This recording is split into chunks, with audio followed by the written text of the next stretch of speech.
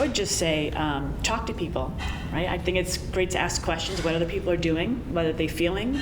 To be a better coach, I think it's like we always talk about being curious and asking questions, continuously asking questions. And I think that's where we can learn and how, other coaches that want to come up, I think we become better because we want to know more. And how do we help each other?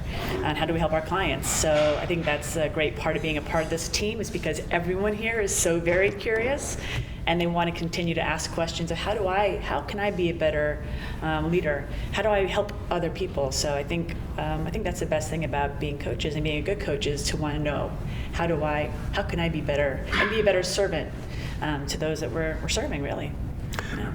Great thought. It's sparked. It sounds like it's a natural evolution. Is what you're describing. It happens in life, right? We all have key relationships in life. Relationships, I think we all believe, are kind of the building block of life in many regards. So it's an extension of what we probably typically do, but it's having the confidence, the trust, and being willing to make that connection, develop the vulnerability that Don talked about.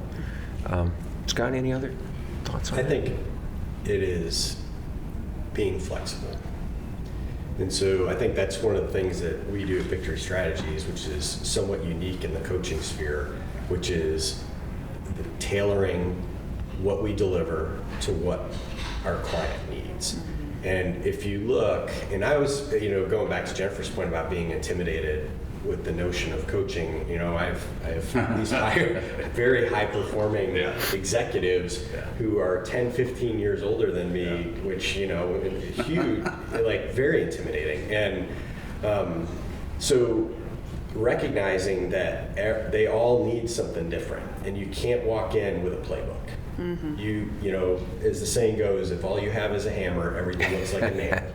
And so you have to, in that exploratory phase where you're learning who your client is and you're establishing that rapport and that trust, that's when you're going through and figuring out what do they need and how can I best provide what they need. And so I think all too often folks come in with, we're going to do this and we're going to do this and we're going to do this, and here's my 1 year time horizon game plan, and week by week this is how I go after it. And I think that your ability to flex all the time because life happens, and they're going to walk in on any given day with something that happened 5 minutes ago that is going to blow your plan up for that meeting.